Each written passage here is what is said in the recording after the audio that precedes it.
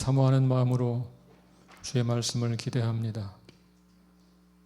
사모하는 자를 만족하게 하시고 주린 영혼을 배불리 하여 주시옵소서. 예수 그리스도 이름으로 기도하옵나이다. 아멘. 하나님의 말씀 요한복음 5장 1절부터 9절까지입니다. 요한복음 5장 1절부터 9절까지입니다.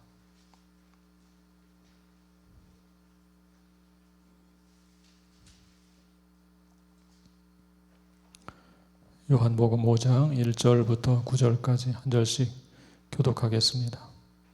제가 먼저 읽겠습니다. 그 후에 유대인의 명절이 되어 예수께서 예루살렘에 올라가시니라.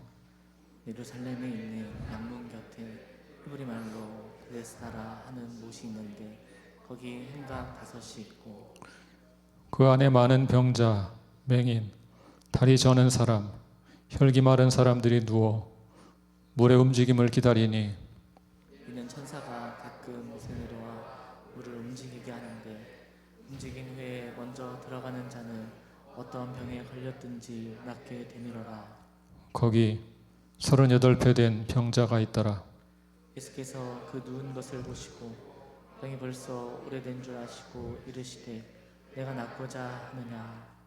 병자가 대답하되 주여 물이 움직일 때 나를 못에 넣어주는 사람이 없어 내가 가는 동안에 다른 사람이 먼저 내려가나이다. 예수께서 이르시되 일어나 내 자리를 들고 걸어가라 하시니 다 같이 그 사람이 곧 나아서 자리를 들고 걸어가니라. 이날은 안식일이니. 아멘. 자리에 앉으시겠습니다. 연초에 말씀드린 것처럼 올해 주일 설교는 매일 성경의 본문을 따라 진행하고 있습니다. 그렇게 하는 목적은 여러분들의 말씀 묵상을 돕기 위해서입니다. 말씀을 매일 묵상하시고 또 한 주간 동안 묵상한 말씀으로 주일 설교를 들으시면 훨씬 더 마음에 잘 준비가 되고 선이해가 되기 때문에 주일 설교를 듣기도 좋을 것 같고요. 또 그렇게 해서 주일 설교와 매일의 말씀 묵상이 좀 시너지 효과를 내지 않을까 그런 생각을 갖고 있습니다. 또 그렇게 하기 위해서 여러분 목장에 서로 격려하셔서 또 말씀 묵상을 나누시기도 하고 그렇게 하시면 아마 이 주일 설교와 더불어서 말씀을 더 깊이 묵상하게 되는 그런 기회가 되지 않을까 그렇게 생각합니다. 올해 매일 성경은 요한복음으로 시작되었습니다. 그동안 요한복음 1장부터 4장까지 살펴보았고 현재 5장을 묵상하고 있습니다. 요한복음 1, 2, 3, 4장에는 예수님께서 갈릴리 가나에서 시작하여 예루살렘까지 가면서 사역하시는 내용이 담겨 있습니다. 예수님은 중간에 사마리아를 거쳐서 다시 갈릴리 가나에서 왕의 신하의 아들을 고치는 것으로 사역을 마무리하셨습니다. 이제 요한복음 5장부터 예수님은 더 많은 표적과 사역을 행하십니다. 그런데 더 많은 표적을 행할수록 예수님은 더 심한 반대에 직면하십니다. 예수님의 사역이 확장될수록 예수님에 대한 반대도 더 심해집니다. 그런 내용이 10장까지 계속 이어지고 있습니다. 그러다가 11장에 이르면 죽은 나사로를 살리는 사건이 나옵니다. 그 사건을 전환점으로 예수님은 본격적으로 십자가를 향한 고난의 길을 걸어가십니다. 오늘 본문은 토요일 어제 묵상 본문입니다. 본문은 38년 된 병자를 고친 사건을 담고 있습니다. 사마리아를 거쳐서 다시 갈릴리로 오셨던 예수님은 유대인의 명절을 맞아 예루살렘으로 올라가셨습니다. 예루살렘 성에는 여러 문이 있는데 그 중에 양의 문이라는 문이 있습니다. 그 양문 곁에 베데스다라는 연못이 있었습니다. 베데스다 그 말은 자비의 집 그런 뜻입니다. 그 연못 주위에 5개의 행각이 있었습니다. 그 행각 안에는 많은 사람들이 있었습니다. 병자, 시각장애인, 다리 저는 사람, 혈기 마른 사람 등이 있었습니다. 혈기 마른 사람이란 중풍 환자를 가리킵니다. 예수님은 그곳에 친히 찾아가셨습니다. 베데스다 못가의 행각에 있는 수많은 병자들의 모습은 우리 시대 사람들의 모습과 유사합니다. 우리가 사는 세상은 온갖 문제로 뒤덮인 곳입니다. 병원에 가면 얼마나 환자들이 많은지 모릅니다. 수많은 사람들이 다양한 질병으로 고통을 당하고 있습니다. 금방 정복될 것처럼 보였던 암은 전혀 정복될 조짐이 보이지 않습니다. 오히려 온갖 다양한 종류의 암이 더 많이 발생하고 있습니다. 때로는 원인을 알 수 없는 병으로 죽는 경우도 있습니다.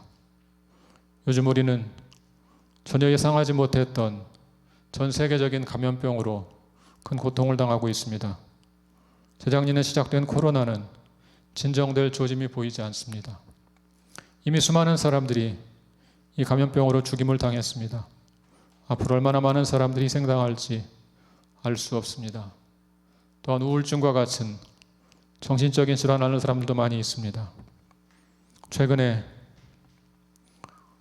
병원에 입원한 성도님께서 병실에서 체험한 내용을 전해주셨습니다. 병원에서 다양한 질병으로 고통당하는 분들을 목격하면서 많은 생각을 하게 되었다고 하셨습니다. 처음엔 그저 고통스러웠는데 시간이 지나면서 왜 이런 고통을 보게 하실까 고민하셨습니다. 그러다 어느 순간부터 이런 현실을 보게 하신 것을 감사하게 되셨습니다. 병이 아니었으면 볼 수 없었던 동료 인간들의 삶을, 그 힘들고 어려운 삶을 주님의 눈으로 바라보게 되었습니다. 그분들을 긍휼히 여기는 마음을 품고 돕기 시작했습니다. 그 소식을 듣고 목장 식구 중에 몇 분이 헌금해서 함께 병실 가족들을 섬겼다고 합니다. 지금 우리가 사는 세상은 육체적 혹은 정신적 질환으로 고통당하는 사람들 넘쳐나고 있습니다. 마치 베데스다 못가에 있는 수많은 환자들의 모습을 보는 것 같습니다. 예수님은 바로 그런 세상에 오셨습니다. 2000년 전에 베데스다 못가에 찾아가신 주님께서 지금 이 땅에 찾아오셨습니다. 저는 오늘 여러분에게 이 고통스러운 세상에 친히 찾아오신 우리 예수님을 소개하려고 합니다. 우리 예수님은 과연 어떤 분이실까요? 첫째로 예수님은 한 사람을 찾아오시는 분입니다. 우리 3절을 같이 읽어볼까요?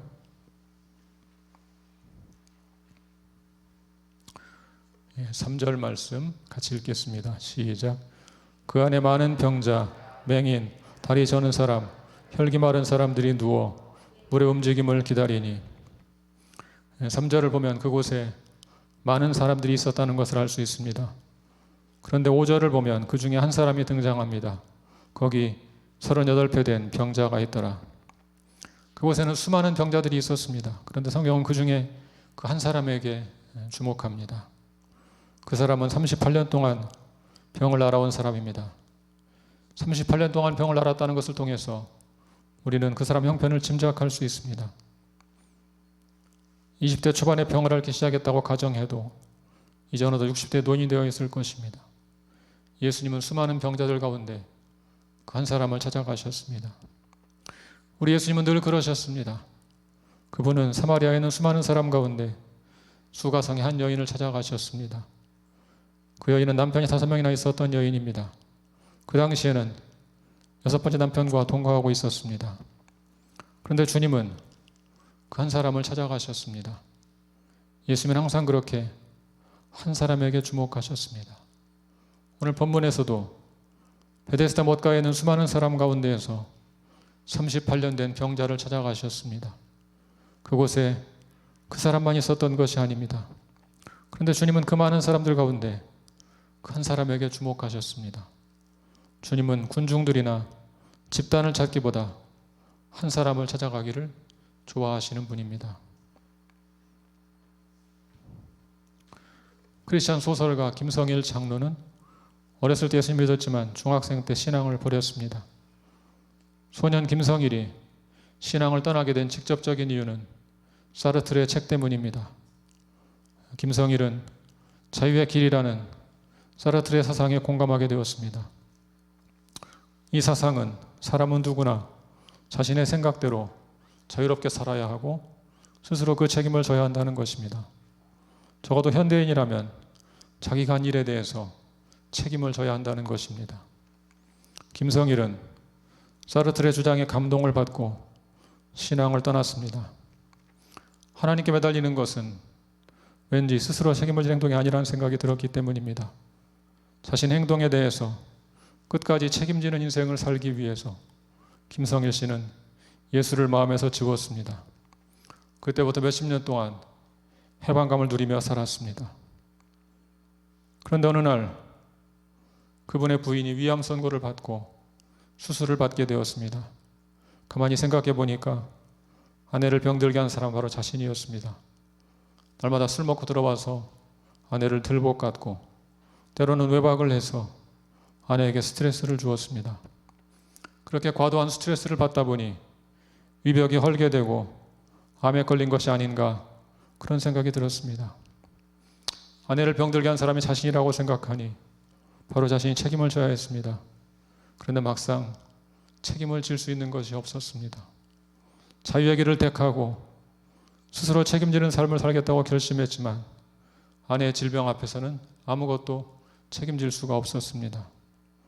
자신이 그토록 매력적이라고 생각했던 사르트르의 사상도 아내의 질병 앞에서는 아무런 도움이 되지 못했습니다. 그런 생각을 하니까 너무 마음이 고통스러웠습니다. 마치 38년 된 병자와 같이 자신은 무력한 존재임을 깨닫게 되었습니다. 그런데 바로 그 순간 예수님께서 그를 찾아가셨습니다. 뼈아픈 고통 속에서 울고 있는 그에게 예수님이 찾아오셔서 함께 울어주셨습니다. 함께 아파해 주셨습니다. 그 자리에서 그는 예수님을 새롭게 만났습니다. 그때 비로소 진정한 변화가 시작되었습니다. 우리 예수님은 그렇게 늘 한 사람을 찾아가시는 분입니다. 그 주님께서 지금 여러분을 찾아가십니다. 이 시간 말씀으로 여러분을 찾아가십니다. 주님은 개인적으로 한 사람을 찾아가시는 분입니다. 지금 이렇게 많은 분들이 현장에서 온라인으로 모여 있지만 지금 이 순간도 주님은 말씀으로 여러분 각 사람의 심령을 두드리고 있습니다. 우리 주님은 늘 그렇게 한 사람 한 사람을 찾아가십니다.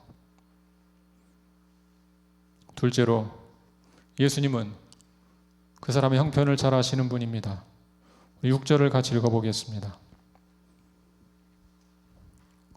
6절 말씀 같이 읽습니다. 시작.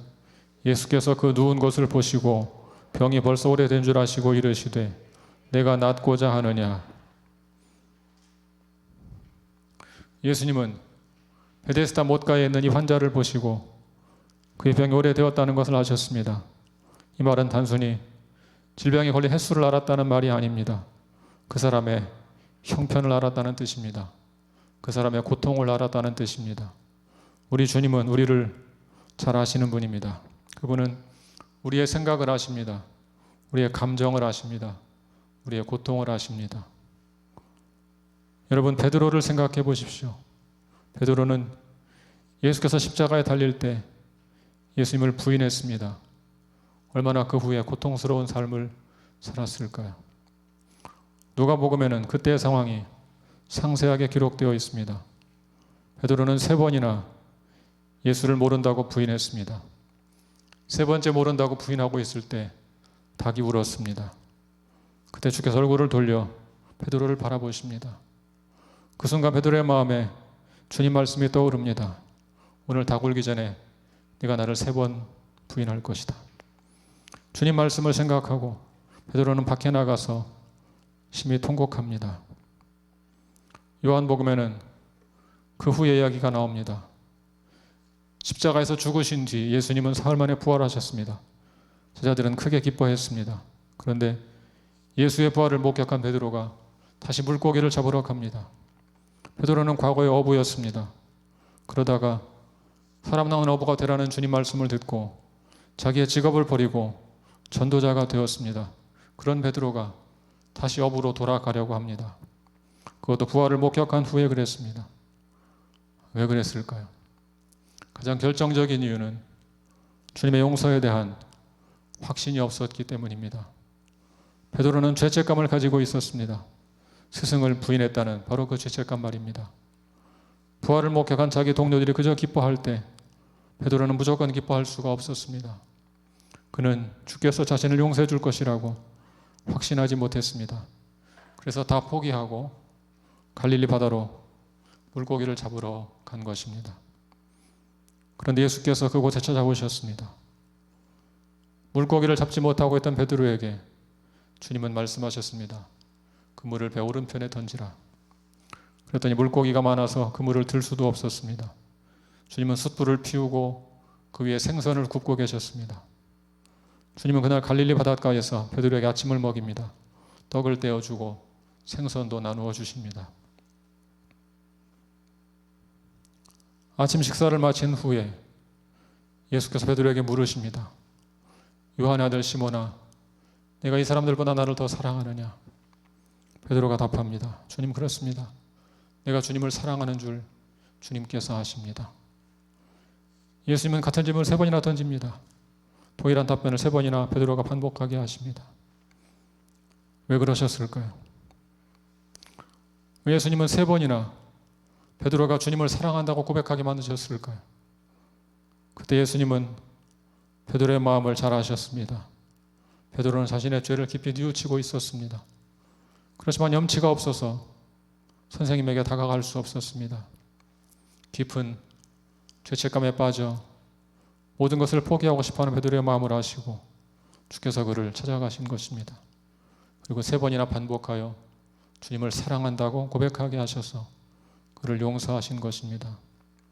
주님은 베드로의 마음을 누구보다 잘 아셨습니다. 우리 주님은 우리의 마음을 다 아십니다. 우리 마음속 깊은 곳에 있는 죄책감을 다 아십니다. 우리 아픔과 절망을 다 아십니다. 우리 주님은 우리 형편을 다 아십니다. 얼마나 지금 고통 가운데 살고 있는지 우리 주님은 다 아십니다. 우리 주님은 우리의 고민이 무엇인지 다 아십니다. 그저 지식으로 아는 것이 아닙니다. 그분은 온 마음으로 나의 마음과 형편과 고민을 모두 다 아십니다. 셋째로, 예수님은 그 한 사람을 향하여 동정심을 품으셨습니다. 사람들은 보통 죄인을 보면 먼저 정죄하기를 좋아합니다. 그런데 우리 예수님은 먼저 동정심을 품으십니다. 예수님은 수가성의 여인을 향해서 동정심을 품으셨습니다. 비록 그녀가 성적으로 부도덕한 여인이지만 그런 그녀를 긍휼히 여기셨습니다. 건강한 사람에게는 의사가 쓸데없고 병든 자에게 쓸데있다고 말씀하시면서 그분은 늘 죄인들을 품으셨습니다. 우리 6절을 보겠습니다. 6절 말씀 시작. 예수께서 그 누운 것을 보시고 병이 벌써 오래된 줄 아시고 이르시되 내가 낫고자 하느냐. 예수님은 38년 된 병자를 향해서 내가 낫고자 하느냐 물으십니다. 병자가 이렇게 답변합니다. 7절을 보겠습니다. 7절 시작. 병자가 대답하되 주여 물이 움직일 때 나를 못에 넣어주는 사람이 없어 내가 가는 동안에 다른 사람이 먼저 내려가나이다. 물이 움직일 때 나를 못에 넣어주는 사람이 없어 내가 가는 동안에 다른 사람이 먼저 내려갑니다. 그 연못에는 전설이 있었습니다. 천사가 하늘에서 내려와 물 움직이게 할 때 제일 먼저 들어가면 어떤 병이든 낫는다. 그런 전설이었습니다. 이 사람은 그 전설을 굳게 믿었습니다. 그러나 몸을 거의 움직일 수 없는 자신으로서는 제일 먼저 물에 들어갈 길이 없었습니다. 게다가 아무도 도와주는 이가 없었습니다. 여러분, 마치 우리가 사는 세상을 보는 것 같지 않습니까? 우리가 사는 세상은 치열한 경쟁 사회입니다. 약육강식의 정글과 같습니다. 나와 이해관계가 없으면 양보도 하고 돕기도 합니다. 그러나 이해관계가 맞물리면 친구도 이웃도 원수가 될 수 있습니다. 아마 베데스다 못도 마찬가지였을 것입니다. 평소에는 먹을 것 나누어주고 사이좋게 가깝게 지냈을 수 있습니다. 그러나 물이 움직이면 나 외 모든 사람이 경쟁자일 뿐입니다. 그 순간 자비의 집은 무자비한 집이 되어버립니다. 이 사람은 그곳에서도 낙오자로 살고 있었습니다. 주님은 그 형편을 눈여겨보셨습니다. 그는 38년 동안이나 병을 앓았습니다.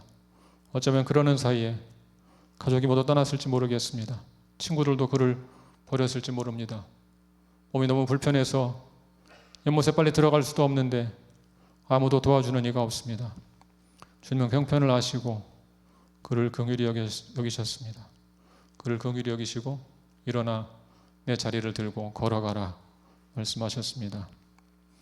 우리 주님은 언제나 그를 찾는 사람들을 긍휼히 여기셨습니다. 한 나병 환자가 예수님께 이렇게 말했습니다. 주여 원하시면 저를 깨끗게 하실 수 있나이다. 주께서 즉시 불쌍히 여기시고 손을 내밀어 대시며 말씀하셨습니다. 내가 원하노니 깨끗함을 받으라. 당시 나병 환자는 사람들에게 접근할 수가 없었습니다. 전염에 대한 두려움 때문에 아무도 나병 환자에게 손을 대지 않습니다. 그러나 주님은 그에게 손을 대시면서 치료하십니다. 주님은 때로 말씀만으로 환자를 치료하셨습니다. 그런 사실을 생각하면 지금 이런 때일수록 손을 대지 않고 말로 하는 것이 좋지 않겠습니까? 얼마든 말씀으로도 고칠 수 있는 분이니까. 우리 주님은 그렇게 하지 않습니다. 주님은 의도적으로 나병 환자에게 손을 대셨습니다. 그 나병 환자가 그동안 살아온 고통스러운 삶을 생각하며 그를 긍휼히 여겼기 때문입니다. 그래서 원하시면 그 말을 듣고 내가 원하노니 하고 답변하셨습니다. 손을 대고 내가 원한다 말씀하심으로 그를 향한 사랑을, 긍휼함을, 동정심을 표현하신 것입니다. 우리 예수님은 친히 동정심을 품고 우리를 긍휼히 여기시는 분입니다. 히브리서 4장 15절을 같이 읽어볼까요? 히브리서 4장 15절 우리 같이 읽겠습니다. 시작. 우리에게 있는 대제사장은 우리의 약함을 동정하지 못하시리가 아니요 모든 일에 우리와 똑같이 시험을 받으신 이로되 죄는 없으시니라. 그분은 우리와 동일하게 시험을 받으셨습니다. 광야에서 40일 동안 금식하신 후에 사탄의 시험을 받으셨습니다. 그러므로 그분은 우리의 고통을 다하십니다. 우리 약함을 다하십니다. 우리와 동일하게 시험을 당하셨기 때문에 시험 당하는 자들을 동정하십니다. 사랑하는 성도 여러분, 지금 말할 수 없는 고통 가운데 있습니까? 누구에게 말하고 싶어도 편안하게 말할 사람이 없어서 혼자서 고통을 당하고 있습니까? 아무리 생각해도 앞길이 보이지 않아서 절망하고 있습니까? 의지할 대상이 없어서 깊은 외로움 가운데 있습니까? 만약 그렇다면 우리 주님을 생각하십시오. 그분은 우리를 긍휼히 여기시는 분입니다. 우리 아픔을 동정하시는 분입니다.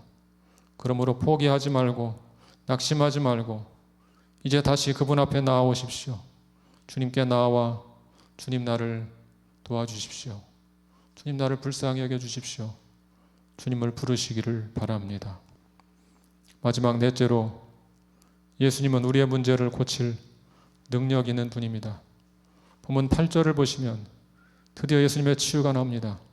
일어나 내 자리를 들고 걸어가라.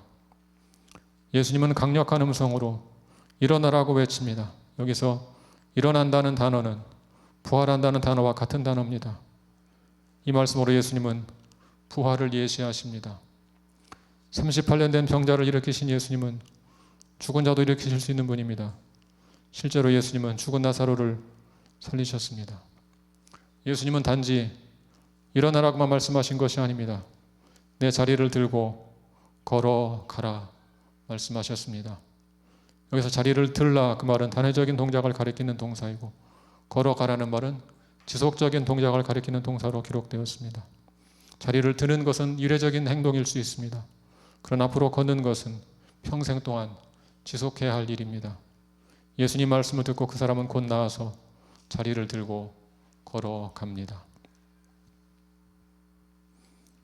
우리 예수님은 단지 우리를 동정하기만 하시는 분이 아닙니다.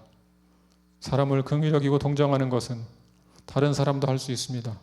그러나 사람은 우리를 치유할 능력이 없습니다. 우리를 불쌍히 여기고 안타까워할 수는 있지만 우리 인생을 근원적으로 회복시킬 수는 없습니다. 그러나 예수님은 다릅니다. 우리 예수님은 우리를 치유할 능력이 있는 분입니다. 우리 주님은 시각장애인의 눈을 뜨게 하신 분입니다. 청각장애인의 귀를 여신 분입니다. 부도덕한 삶을 살면서 소망 없이 살아가던 사마리아인의 인생을 바꾸신 분입니다. 남을 착취하면서 비참하게 살던 삭개오 인생을 바꾸신 분입니다. 그렇습니다. 우리 예수님은 우리의 인생을 온전히 새롭게 바꾸실 수 있는 전능하신 하나님이십니다. 그 예수님께서 오늘 여러분을 찾아오십니다. 이 병자가 예수를 찾아간 것이 아닙니다. 예수께서 이 병자를 찾아가셨습니다. 마찬가지입니다. 우리가 예수님을 찾아가는 것이 아닙니다. 예수님께서 친히 우리를 찾아오십니다. 이 병자는 예수님을 찾아가고 싶어도 찾아갈 능력이 없습니다. 우리도 마찬가지입니다. 우리 스스로는 예수를 찾아갈 능력이 없습니다. 그분이 먼저 우리를 찾아오십니다. 또 다른 성도님은 암투병 중에 병실에서 다른 암 환자를 만났습니다. 당신도 암투병 중이지만 그를 긍휼히 여기는 마음을 품고 그분에게 예수님을 소개해드렸습니다. 그 후 그 환자분과 함께 온라인 예배를 드리면서 은혜를 받고 있다고 합니다. 아마 지금도 온라인으로 예배를 드리고 계실 것입니다. 주님은 그렇게 우리를 찾아오시는 분입니다. 예수님은 허물과 죄로 죽었던 우리를 살리셨습니다. 우리는 죽을 수도 있었던 자가 아닙니다. 죽을 뻔했던 자가 아닙니다. 허물과 죄로 이미 죽었던 자입니다. 죽은 자가 어떻게 예수를 찾아갈 수 있겠습니까? 그러므로 우리가 예수님을 찾아간 것이 아니라 예수님께서 우리를 찾아오셨습니다. 너희가 나를 택한 것이 아니요 내가 너희를 택하여 세웠느니라. 제가 앞에서 말씀드렸던 김성일 장로의 이야기는 거기서 끝나지 않습니다. 그가 뼈아픈 고독 속에서 몸부림칠 때 주께서 그를 찾아와 함께 울어주셨습니다. 함께 아파해 주셨습니다. 아무도 곁에 남아있지 않은 처절한 고독 속에 신음할 때 십자가 위에서 자신을 위해 신음하시는 예수를 만났습니다. 그는 작심하고 새벽 예배 나가기 시작했습니다. 새벽마다 예수님의 옷자락을 붙잡고 매달리는 심정으로 부르짖었습니다. 어느 새벽 주님께서 음성을 들려주셨습니다. 일어나 걸으라. 그 후에 그분의 아내도 질병에서 치유되었습니다. 주께서 고쳐주신 것입니다. 사랑하는 성도 여러분, 지금 여러분의 삶은 어떻습니까? 혹시 여러분 가운데 이 38년 된 병자와 같은 분 없습니까? 허물과 죄로 죽은 채 영적인 어둠 속에 살고 있는 분 없습니까? 미래에 아무런 소망 없이 그저 하루하루를 살아가는 분은 안 계십니까? 절망적인 상황 속에 있지만 아무도 도와주는 이가 없어서 더욱 깊은 절망에 빠져 살아가는 분은 없습니까? 이 아침에 우리 주님께서 우리 한 사람 한 사람을 찾아오시는 줄로 믿습니다. 말씀으로 우리를 찾아오십니다. 사랑으로 우리를 찾아오십니다. 능력으로 우리를 찾아오십니다. 그 주님 앞에 마음을 여시기를 바랍니다. 일어서라고 말씀하시는 주님의 음성을 듣고 일어서시기를 바랍니다. 내 자리를 들고 걸어가라 주님의 음성을 듣고 걸어가시기를 바랍니다. 말씀대로 믿고 순종하여 이 놀라운 변화를 함께 경험하는 우리 모두가 될 수 있기를 우리 주님의 이름으로 간절히 축원합니다. 함께 기도하겠습니다.